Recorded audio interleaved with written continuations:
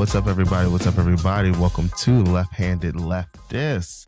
You all, we have an amazing episode for you all today. We're going to be talking about healthcare, but not just healthcare in general, especially because this is Women's History Month. We're going to be talking about maternal healthcare. We're going to be talking about pregnancy, and we're going to be talking about the importance that doulas play within the maternal healthcare system. And you all joining me for this amazing conversation is Anna Rodney, who is the Director of Advocacy and Public Affairs for the Doula Alliance of Maryland. She holds many other hats other than that, and it's going to be an incredible conversation.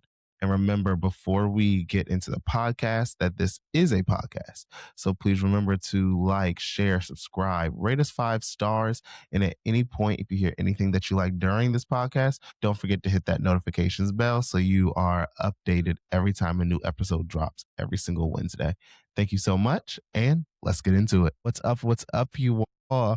Anna Rodney, thank you so much for joining us today. How has your week been on this cold, rainy, warm, weird weather that we have here? My week has been great. Lots of busy things, and I'm ready for the weekend. Awesome. Me too. I'm like 2 days into work, 2 days left for the weekend. I'm like, if these next 2 days can just go by fast, it honestly, I don't know what I do. So yes, so now given that we are in Women's History Month, I really am so glad that you're here joining us to really talk about doulas, talk about just women's health care, not just within the state of Maryland. So I want to first just kind of ground our conversation. Can you tell people what are doulas? So doulas are non-medical support, birth support in particular, if we're talking about kind of just the general idea of a doula. They provide non-medical birth support. That's education, that is emotional reassurance and comforting during a birth event, also advocacy and planning. So when you think about a doula, you can kind of zoom out and just think that doulas are there to be supportive during life transition. So I am a full spectrum doula, which means that I can support during fertility, loss, birth, postpartum, abortion care. But there are a number of different doulas. There's death doulas, there's sibling doulas, there's sleep doulas. And so you really want to think about someone who can help support you and guide you through a significant life transition. Wow. Okay, that's a lot because I'll be honest, the first time I ever heard about a doula was Erica Badu. I was watching a conversation she was having, and she was talking about how she's a registered doula. And I always thought about it as like, oh, they're here to help women have births. I did not know that there's a full spectrum, not just what you talked about abortion care, but also like a death doula. And also, can you tell us what's a sibling doula? I've never heard So that before. again, you might think, sure, absolutely. So you might think about the idea of birth, right? And so I don't know how many siblings you have. I have 4. I'm an only child. Okay, so yes, you wouldn't need one of these, but um, let's think of someone who's been an only child for maybe 2, 3 years, right? Of course, once a new baby is introduced, there's going to be some transition there. There's going to be some discomfort. There's going to be some reshuffling of identity and where I fit, right?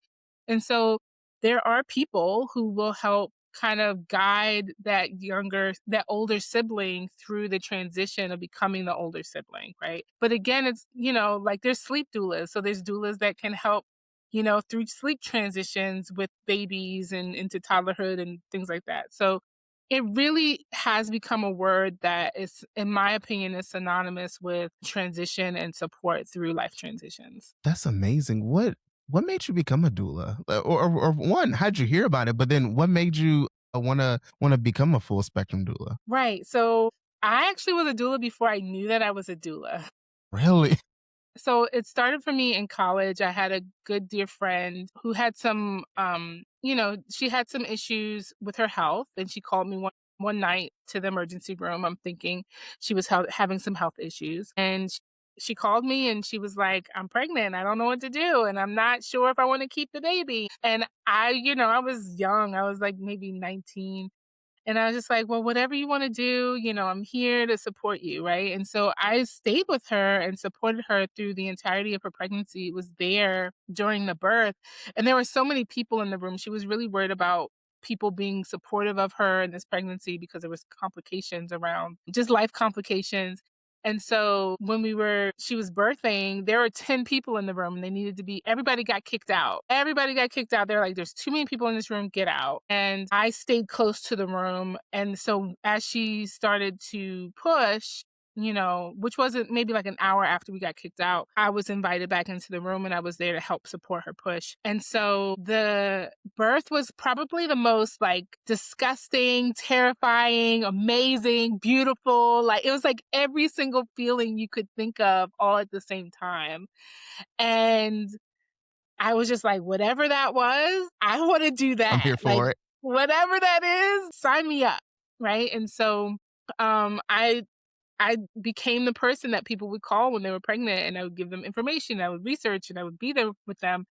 And it wasn't until a couple of years later that I realized that what I was doing actually had a name, right? So I was like, okay, so this is actually a thing. I'm not like being crazy. It was kind of a roller coaster from there. I think I really dove into advocacy after my own son was born. We had a traumatic birth. And it really opened my eyes to the fact that not everybody has a run-of-the-mill, regular, healthy, happy birth. There are a lot of factors and things that need to be taken into account, and just all of this whole other life outside of the birth itself that needs to be supported. So that's when I kind of really started to take a nosedive into advocacy and getting serious about the work on a systems level. So I've been a doula for 18 going on 19 years, and I've been doing the advocacy work probably for around 11 or 12. Gosh, that's amazing that you one were able to kind of do that at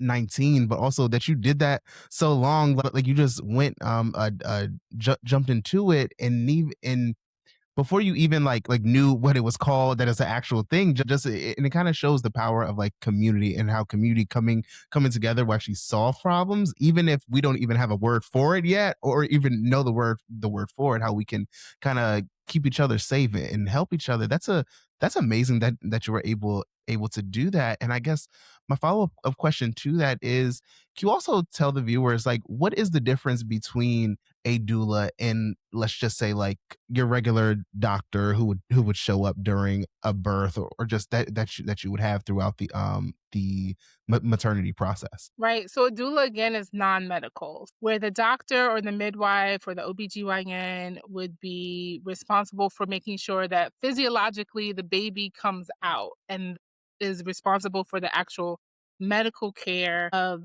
that a birthing person.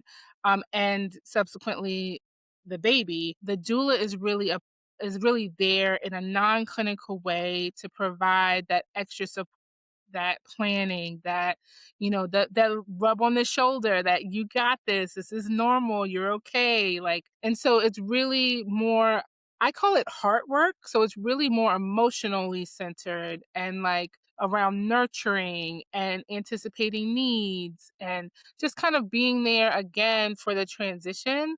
So we're not there taking blood pressures or doing the Doppler for the baby's heartbeat or anything like that. We're really there just to provide comfort and support and education for the families in whatever way that looks like. So yeah, that's the difference. So there should be no doulas delivering babies. Doulas do not deliver babies. We are in the room, and there's a place for us in the birth setting, but it's not as the one who is taking care of the physiological happenings while birth is taking place. My question, so do you find that a lot of women, but also just in general families, don't really think about the kind of mental aspect of not just having a child, but like planning in the whole family side, to where you all are kind of just helping people kind of put their lives together, but also take off some of that like mental pressure and anxiety that a whole lot of people face? Yeah, I think people just don't know what they don't know, right? So if you've never had a baby, and every baby is different. I've got two, and I'm like, I didn't know that. What happened? Nobody told me, right? Like, so I think people just don't know what they don't know. I think that you also change like chemically in your brain when you like and not just birthing people, but partners, like, have been studied and shown that they chemically have these changes in their brain. And so I think that as a doula sees, some people are like super like got it together and we're doing this and we're doing that, and then some people are just like, help me, I don't know. Like, and you might even wonder like how they got pregnant in the first place. But it's really a spectrum, right? And so doula care really is dependent on being able to get to know your client and get to know their specific needs, and understanding that needs shift from person to person, from family to family. And so, I've had clients where, the dad shows up and he's got his PS4 and he's like ready to like play, right?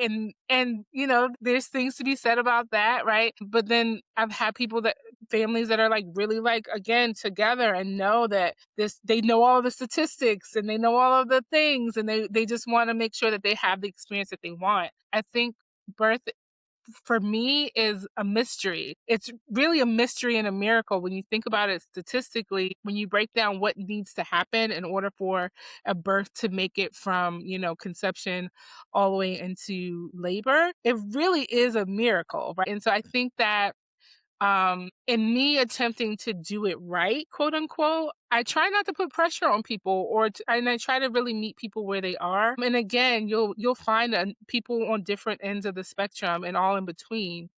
I do think that it's a parent who had like very communicative parents and mentors growing up sometimes, but it's also a parent that, like, as women, as birthing people don't really worry about our bodies. People aren't really talking to us about our bodies and educating us on our bodies, right? Like, we kind of just get like a tampon box or a pad box and like are like kind of shooed away. But like, even then, when we're talking about like things like sanitary products and things like that, we're finding that the chemicals and things haven't been tested. Like, people don't know because there's not really much regard for the body. And so I can speak for myself and my own identity as a Black woman, but everybody's body, right? We don't really get a lot of intel about our bodies, and we kind of take it for granted that we're just here and in our body and we should know, when that's not always the case. Wow. Yeah. And kind of, I'm glad that you brought that up because I was also wanting to ask, what are some of the things that you've seen just like throughout your work that kind of without having a doula that women or just birthing people would have gone without, kind of grounding that question in that we know that Black women have the highest mortality when it comes to childbirth as well. So what are kind of those things that you think that women or just birthing people in general need to look out for, but also ways that like doulas have been able to help? Yeah, so I first want to name that you and I are both kind of doing it. We're moving between birthing people and women. And I think it's important to name that first because, especially me as a Black woman, I think it's important to honor the fact that Black women's femininity and gender has been used against them violently since we started in this country, right? And so I take it as a revolutionary act to declare myself and to speak as a woman and, be proud of that. But I also understand that there are vast numbers of people who don't feel identified with that, even regardless of what they were born as at birth. And so I myself go back and forth between the gendered language and the non-gendered language to give people space, because somebody might have been waiting their whole life to be called a mom. And some people cringe at the idea of it, but I think there's space for both people in the conversation. So I Thank you just for wanted to that. name that because I want to be cognizant of it. But I think that as we're talking about the intersectionality of like just birth, right? We have to also acknowledge that there is bias that happens in birth, depending on your identity and the intersections of your identity and your age and your race and your sexual orientation and your religion and all these things. And I think having culturally congruent care through doula service is a way that you can safeguard and have this place of safety in a system that can be otherwise very scary and very intimidating. And so I think that I've seen for myself as a doula, being able to know someone intimately enough to be able to read their facial cues to say, oh, they're uncomfortable with that. We've discussed what they would really want. We have the birth plan. We discuss what happens if this happens or if that happens. I feel comfortable advocating or speaking up for that person. I think, we think about, white coat syndrome when people like start to feel they can feel even more ill, or their what do you call it? Their vital signs can kind of go out of whack when they're around, doctors because of the stress levels that are kind of going up and down. And so having somebody that is for you and in your corner and is there literally to advocate for you, I think gives you a sense of peace. It might not completely like take all the fear and worry away, but there is some peace that comes with knowing someone is in the room with me and for me. I think that what we know is that doulas impact outcomes positively around birthing time, around birthing interventions, around, C-section rates and things like that. Like doulas are proven to impact outcomes positively. And so I will say, I'll give a quick story. I had a client who gave birth at a teaching hospital. And so with the teaching hospital, there are, students are coming in and they're participating with the birth, and you kind of understand that. But so she had torn in the process of birth, and the doctor was teaching the student how to suture her up on her body, and it was uncomfortable, and they were kinda down there and everybody was kinda in the birth bubble, right? Like, after the baby, like, we're cuddling with the baby, and so then mom was like, "What are y'all like, what's going on?" Yeah.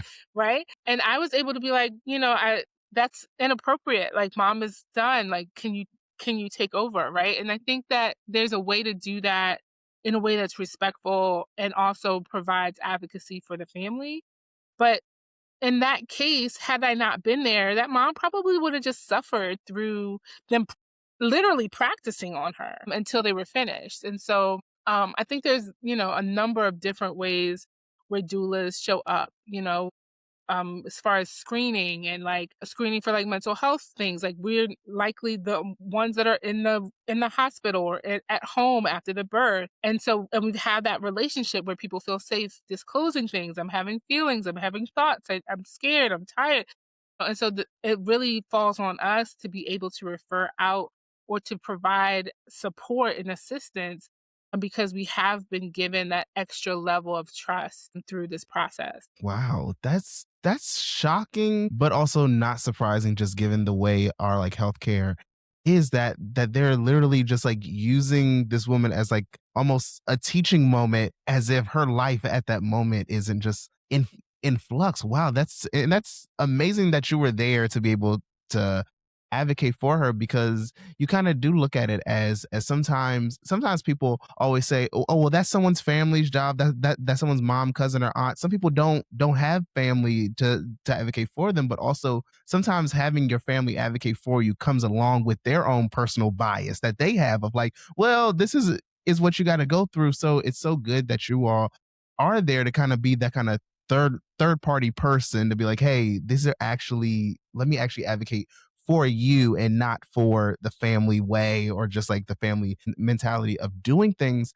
And can you kind of talk a little bit more about how doulas are like able to help kind of lower some of these statistics, but also why are the statistics for black women and just people in general so high when it comes to miscarriages, C-sections, and things like that? So, I'm smiling because I'm trying not to be too militant in my response. But what we know is that regardless of race, I mean, regardless of education, regardless of socioeconomic status, regardless of marital status, Black women are dying and suffering mortality and morbidities at rates that are higher than any of our counterparts, our white counterparts in particular, but anybody else as well. And so we have to be honest and we have to be realistic in naming discrimination, bias, racism, and not just like person to person, not like I'm a doctor and I'm racist, because we hope that that's not the case, but like systems have been built despite us and really against us, right? And so we have to think about the fact that we're still operating in these systems that 50, 60 years ago were actively against us being involved, right? And so they haven't changed much. They haven't course corrected. They've kind of tried to kind of bulldoze through that, but there hasn't ever been a complete course correction of the fact that these systems really are inherently biased and sometimes discriminatory and racist. And so when you think about it, at one point, it's a little bit higher now, but at one point, 80% of the maternal deaths in Maryland had been deemed preventable. That looked at, we went through the case, we went through each and everything that we had at our disposal, and we could have saved this mom. One thing I haven't mentioned is I'm the maternal mortality review board chair for Baltimore City, and we do this every month. Every month we sit through different cases and pick them apart and say, how could we have saved this mom? Could we have saved this mom?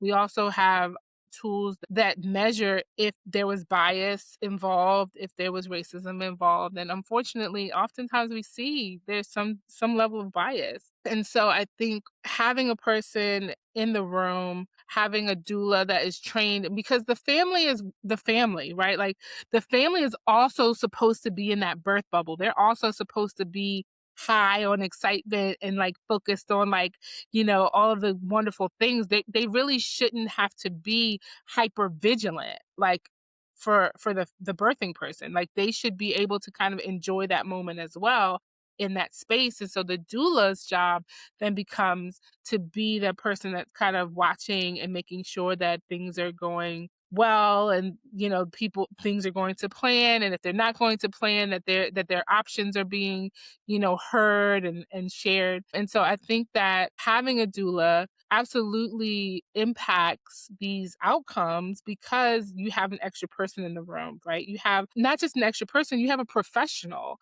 someone who's gone through training, someone who knows what to look for, who is aware of the statistics and of the kind of the traps that we might fall into, right?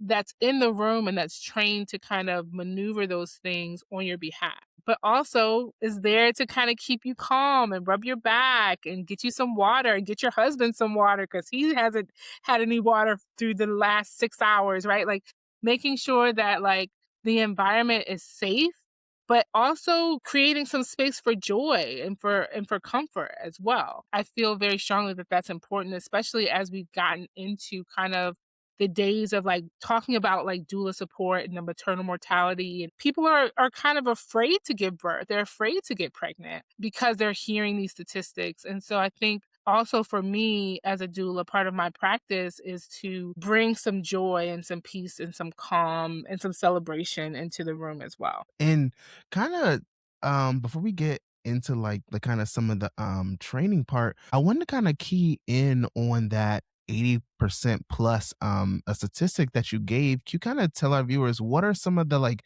leading causes of that number being so high? Because when you think of just which states may have the higher that like high have a number, most people may think, oh, Maryland seems like a pro healthcare state. Kind of why is our number so high? I don't know if I can answer that fully. I can tell you that some of the highest reasons for mortality are around substance abuse. Also, you're looking at things like hemorrhage, postpartum hemorrhage, so heart attack, things like that. Again, things that you could kind of see the signs of, right? But domestic violence is also a part of what we have seen in the past and are seeing as well. And so it really isn't just medically, what are we looking at? Are we missing signs? But it's also like, are we making sure that we're screening people when they're coming in? Are we asking the right questions? Are we paying attention? Are we following up? Are we referring, right? There are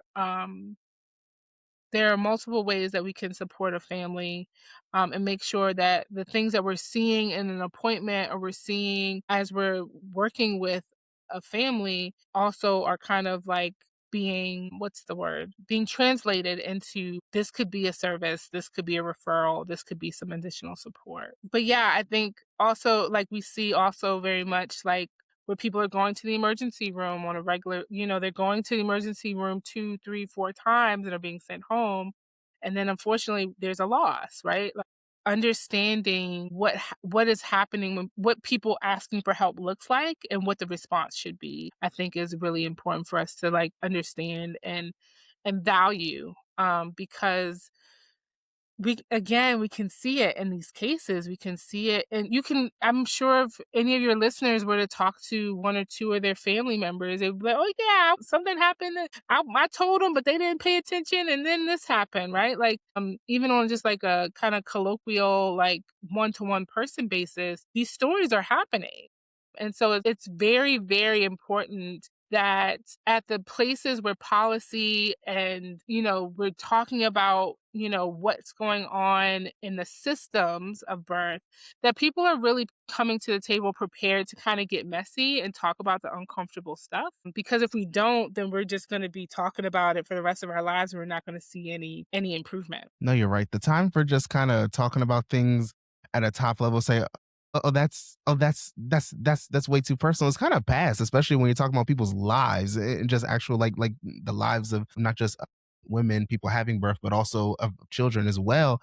And kind of, I was gonna go into kind of the training aspect, but even before we even go into that, can you tell us kind of some of the policies that you all, as the Doula Alliance for Maryland, are actually fighting for to make sure that there's actual safety within this uh process, or to actually make it easier for you all to do your Right. jobs? Sure. So right now, or by the time the podcast airs, we are in the midst of supporting a maternal mental health bill that focuses on screening frequency, and the timeline of screening for families. And that is important because, postpartum depression and postpartum mood disorders, they're part of birth and they're part of, the postpartum experience and really even the perinatal experience just across the entire spectrum. And so one of the things that we are championing right now in Annapolis is this maternal mental health screening that will make it more frequent for doctors to screen clients in a number of different doctor's appointment kind of scenarios for mental health needs, and hopefully be able to refer these people to the services that they need and not kind of like letting them fall through the cracks. And so very excited about that. The Doula Alliance of Maryland has in the past and is currently working with the Maryland Department of Health around the Medicaid reimbursement. And so doulas are now Medicaid reimbursable. Awesome. Yes, and have been reimbursable for a couple of years now. And so we're working with the Maryland Department of Health to make sure that doulas have an accessible, livable wage and that these reimbursements are being dispatched in a way that is sustainable and makes sense. But then also just, giving feedback and saying this is the process and this is why the process works for us or this is why the process isn't working.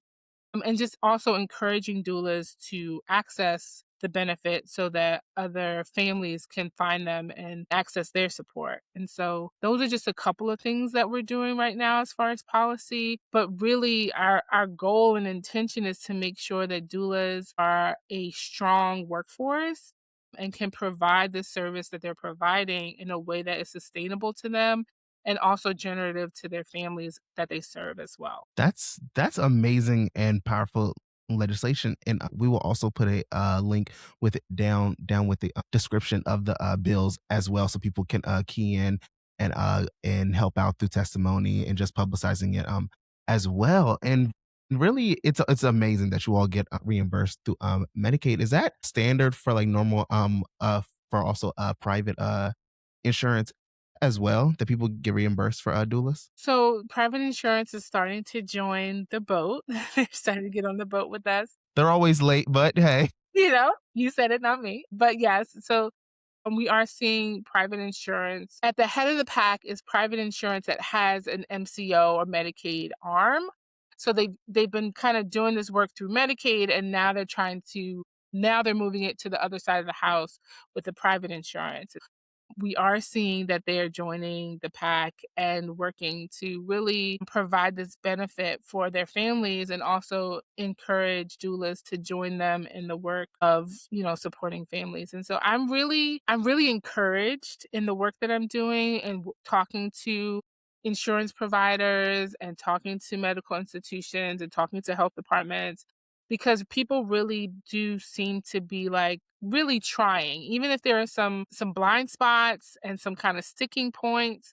It seems like people really are listening to what is has been said in the media, what is kind of out in like public opinion, and are really trying to make good on those things. And so we absolutely are seeing organizations like Care First join as far as providing benefit to families who have that private insurance, which I personally think will be beneficial, especially as we're moving into this very scary place around insurance benefits in general. Yeah, no, no, you're definitely right. And I see it as also having these services be reimbursed. Well, as someone throwing my cards on the table here, as someone who thinks that we just need universal health care, but while we still have private insurance, unfortunately, having this seems like a way to even lower insurance costs long term because people then are getting the help when they need it rather than waiting years down the road.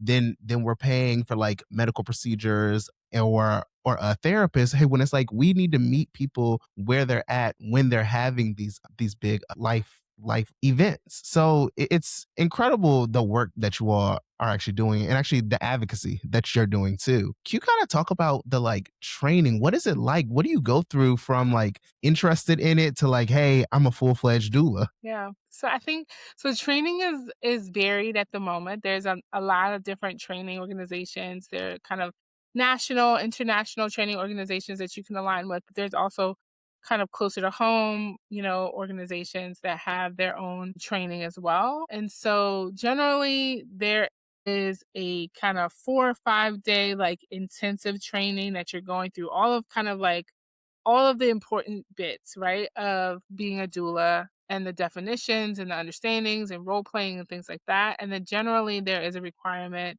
for after that training is over for additional reading, taking a CPR class and being certified in CPR, taking a lactation class, taking a childbirth education class, and then some level of experience in the field, whether you be shadowing or providing service on your own just as a trained doula but not certified.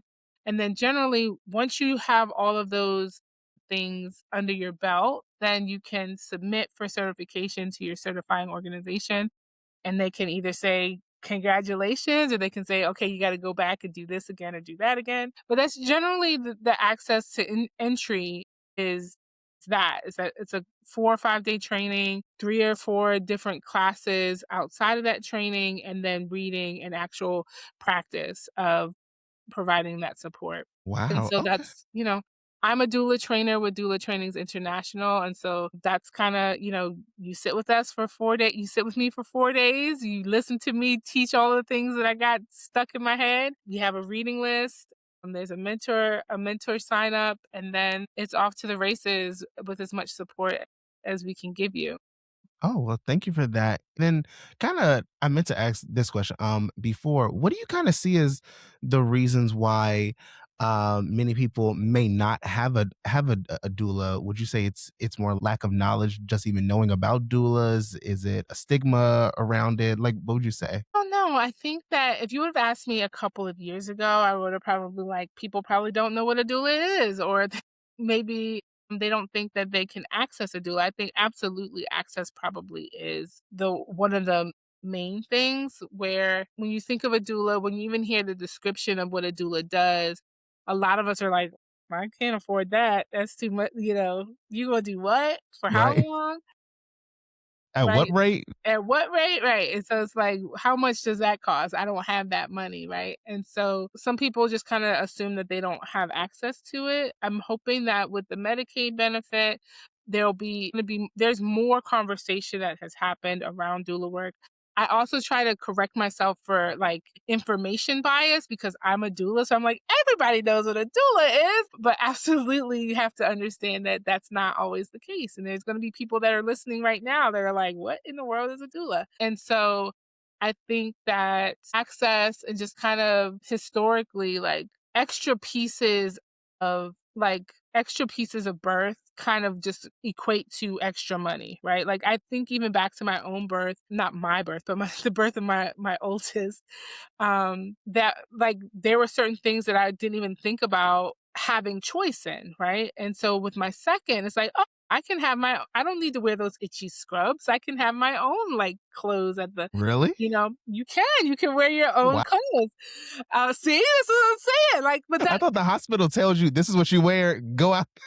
no, I ordered a whole little wardrobe for those 3 days I was in the hospital, right? Like, but you don't know, like, there's something in your and well, there was something in my brain that didn't even think to, like, is this accessible to me? Is this an option? Do I have the option? I just have to wear those, like, that little scrubby, smock, right? Like, you absolutely don't. Your butt can be covered and you can be warm, and as long as your body parts are accessible when the doctor comes in, right? And so I think it really is about education and people just knowing that it's available. But I'm encouraged because right now, especially because of the Medicaid benefit and now the private insurance, the insurance providers are really putting forth a concerted effort to educate their populations and their consumers that they have this as an option, and they can utilize it as a service.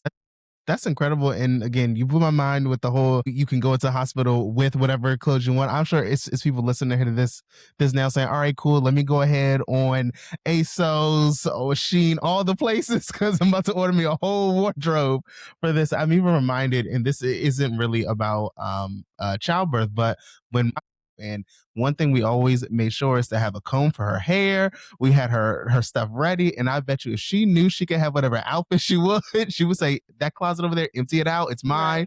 This is what I'm wearing." As you were mentioning, kind of like people just like knowing about doulas, but also the rates for it and everything. Do you see this as something that at some point it should be just provided to everyone going through the childbirth through the hospital, similar to how you have like hospitals give you like a social worker if you need one? So it's not something that people on their own have to figure out in that. Yeah, I think everybody should have a doula is the short answer to that.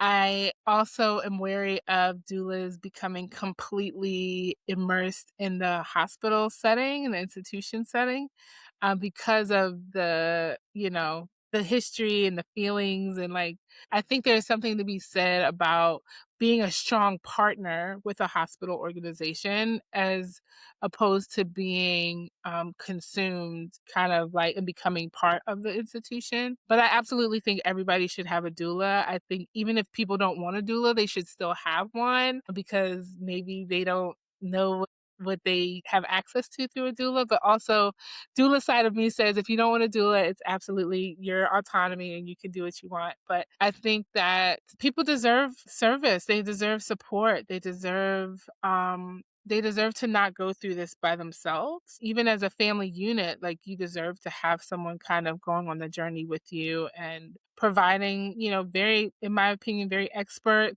professional support. So my goal and hope is that, you know, in 5 years, in some way, shape, or form, I will be attached to the fact that everybody has access to a doula. But yeah, I think that everybody should have the choice, right? It shouldn't be a can't afford this, or I don't have the energy to apply for, or I don't know where to look for one. Like, it should be something that's as accessible, like you said, as like a social worker at a hospital, or a physical therapist or something like that. Like, just being able to reach out and get what you need. Yeah, and kind of as you were explaining the kind of caution of having a doula be like an employee of the hospital, I kind of thought about it as you're talking. Yeah, because you don't want people to really be considering. So who do you really work for, me, or do you work for the hospital system? Who's like, look, we got to keep these costs low. So no, thank you for pointing that out. And like as we're coming to wrapping up here, I definitely want to kind of talk about the other aspect of doulas that you're talking about, or like a deaf doula. Can you kind of say like what are some of the kind of positives that you all bring to the to people who are going through whether it's a miscarriage, a loss of a child, abortion, things like that, that kind of really make people I don't want to say feel better, because it's kind of nothing that can be done to make you really feel whole after that, but kind of like lighten the load that people face. Right. I mean, I think when we talk about birth, we have to also talk about death because it's a possibility, and and it can happen. So being prepared to support that, being able to like understanding that whether or not a baby was produced by a pregnancy at the end of a pregnancy, your body still is going through changes hormonally, right? Like, and so there's, you might produce milk, there's all these different things that are still going to happen to your body. And you may or may not be in a space to navigate those things by yourself because of grief or because of loss or fear or shame, right? And so the idea is that there is still your body is still going through a physiologic change and is required care and rest and support. And so that's where doulas can come in, right? Like even in the postpartum period, like we have, you're not supposed to be up walking around doing things and doing laundry and walking up.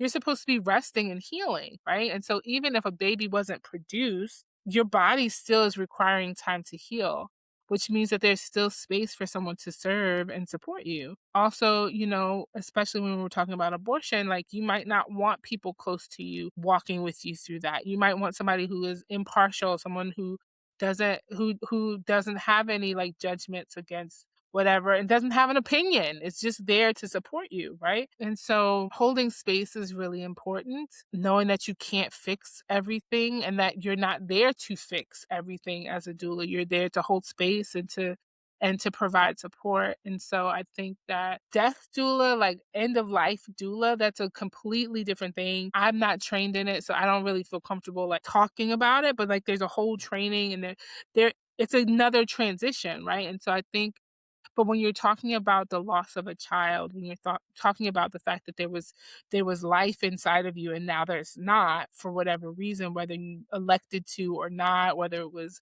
for medical reasons or just because you didn't want to move through that process, there's still a void that needs to be attended to. And that void might be, I just finished college and I don't want to have a baby and I don't feel like it and I also need someone to go pick up my prescription afterwards. That could be the void, right? It doesn't have to be, I had an abortion and I have all like it can just be like I need extra help, period. And so but also with, the loss of a baby, again, when we talk about family as opposed to like doula or a professional in the space, like family wants to fix. Family doesn't want to see you hurt. Like they have all the things they're more concerned about themselves and how you're showing up, even when they don't intend it, right? But like if I'm a doula, my job is to hold space for you. And whatever things or feelings may come up for me, I have to take that home and discharge that on my own, right? With family, it's like, let's all cry together, right? And it's like, I don't Your want you pain to is my cry, pain. We're all in right? Like, pain. this is mine. Let me do this, right? And so but also I think that there's a space to be held for family and for support as well that doesn't have to they shouldn't have to worry about standing up straight through a loss, right? They should be able to manage through their own grief and feelings as well. Wonderful. And actually was going to ask the question from that is do you find not specifically with death doulas, but just overall that people kind of need that third party non-partial person to kind of say like, because if you go to a family, you may deal with judgment, you may deal with preconceived notions. Do people kind of sometimes need that kind of just someone who's there? I'm not here to judge you. I'm not here to even ask questions about like into your personal life outside of like doing my actual job. Yeah, I think part of the job for a doula is to help process, right? Like you help people process how they feel. If it gets to this point of needing mental health support, of course, we're referring out, we're making sure people have what they need. We're not therapists, but we can be a shoulder to cry on. We can be that first person that recognizes, hey, I've been here for 3 days and you haven't really slept, or the last time I came, you hadn't showered either. Like, maybe there's something going on that we need to address or, find you some extra support with. And so I think of doulas as the first line of support, again, because of that intimacy that you inevitably have with clients because you're there for the most like vulnerable position probably of your life.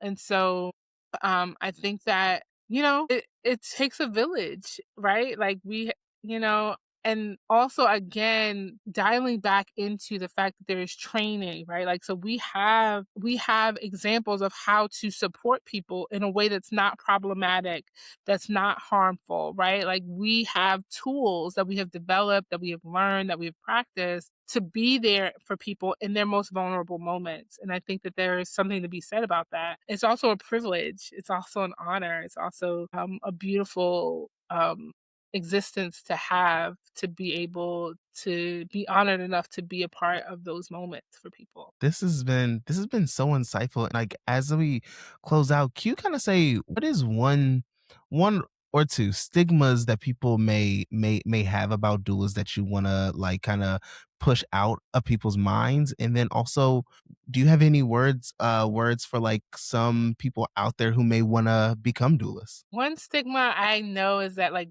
doulas in the medical setting are pushy. I know a lot of doctors kinda like, half doctors hear doula and they're like, "Oh, great," and half doctors are like, "Oh my god, here they go." Right? Like, I think that doulas really are there to just be a part of the team and to be there to support the family, and so, I would s if there's any doctors that are on the other side of the spectrum that are like, "Oh my god, here comes a doula," give us a chance, right? Like, we really want to be a part and are a part of the birthing team, and all of our wishes for outcomes are the same. We want a happy, healthy pregnancy, happy, healthy family, right? And so I would say that there can be some people that are on fire and are like just overstepping, right?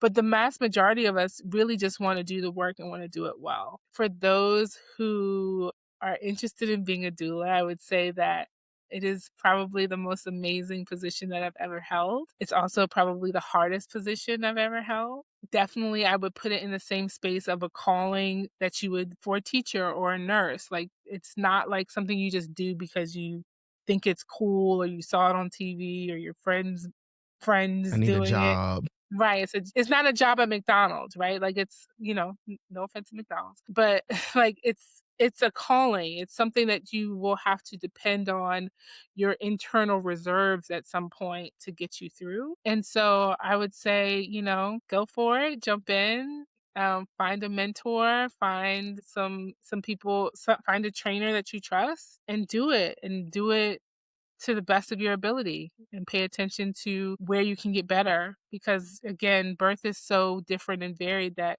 even with me having 18 years of experience there's still births that I haven't experienced. There's still things that I don't know, right? And so just if you were to step into this space to get comfortable with being curious and being in a state of wonder. Wow.